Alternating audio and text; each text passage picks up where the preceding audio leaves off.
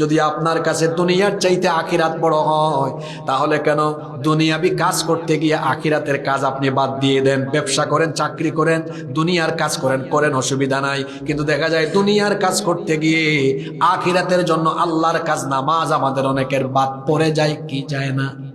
আরো জোরে বলেন, যায় কি যায় না?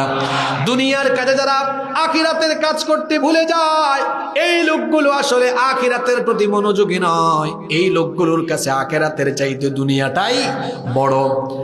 এজন্য দেখা যায় এমন হয়, তার পেট ভরে না, তার মন ভরে না, যত পেয়েছে আরো পেতে চায়।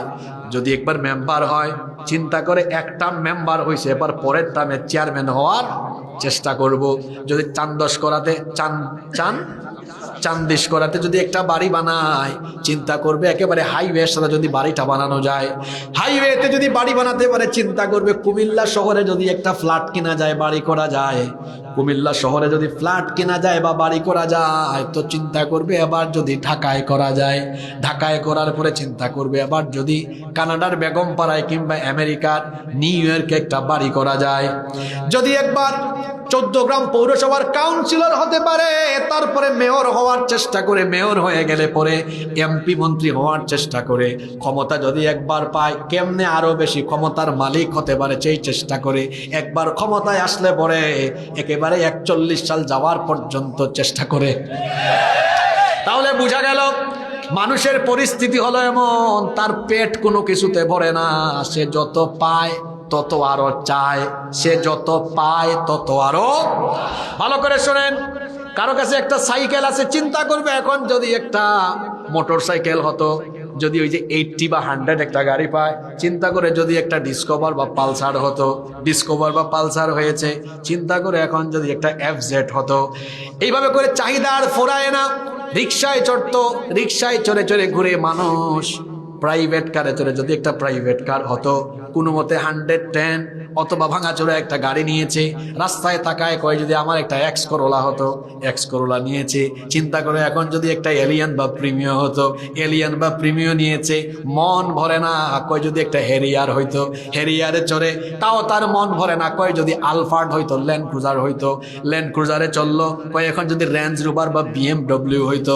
দেখা যায় সে যত পায় আরো শুধু চায়। কথা বাস্তব না অবাস্তব? যত পায় আরো চায়। এই জন্য আল্লাহর নবী বলেছেন, মানুষ হলো এমন, তার স্বভাব হলো এমন। আল্লাহর নবী বলেছেন, লাউ কানা লি ইবনি আদামা ওয়াদিয়ান মিন মাল, আদম সন্তান যদি 2 উপত্যকা ভর্তি সম্পদের মালিক হয়ে যায়, আদম সন্তান যদি 2 উপত্যকা ভর্তি সম্পদের অধিকারী হয়ে যায়, তখন তাকে দেখা যাবে লাবতাগা ওয়াদিয়ান সালিসা, তৃতীয় আরেকটা উপত্যকা ভর্তি সম্পদের মালিক হতে চাইবে।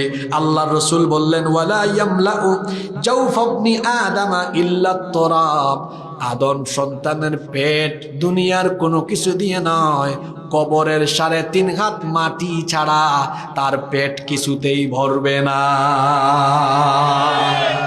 আদমের পেট ভরবে তখন কবরের ভিতরে ঢুকবে। এর আগ পর্যন্ত যত পায় আরো চায়। ক্ষমতা দেওয়া হইল, ক্ষমতা পাওয়ার পর এটা ছাড়তে চায় না। দেওয়া হয়েছে 5 বছর, যে করেই হোক, যে কোনো কায়দায় আরো লং টার্ম থাকা যায় কিনা। টাকার বড়াই, টাকার পেছনে, অর্থের পেছনে, যশ খ্যাতির পেছনে, ক্ষমতার পেছনে পড়ে পড়ে যারা আখিরাতকে ভুলে গিয়েছে, আল্লাহ এদের কথা এখানে বলছেন, আল্লাহকুমুত তাকাসুর, প্রাচুর্যের প্রতিযোগিতা, দুনিয়ার সম্পদের মোহ, দুনিয়ার খ্যাতি, দুনিয়ার ক্ষমতা, দুনিয়াবি বিষয়ের পেছনে ছুটতে ছুটতে ছুটতে ছুটতে আখিরাতকে ভুলে গিয়ে যারা দুনিয়ার প্রেমে মাতোয়ারা হয়েছে, এই রকম করতে করতে তার পরিস্থিতি এমন হবে, হাত্তা যুরতুমুল মাকাবির, কবর পর্যন্ত পৌঁছে যাবে। আর যখন সে 3.5 হাত কবরে চলে যাবে, সে যে দুনিয়ার পেছনে পড়েছিল, এই দুনিয়ার অর্থবিত্ত ক্ষমতা তখন তার সাথে যাবে। কথা তো বললেন না, সাথে যাবে।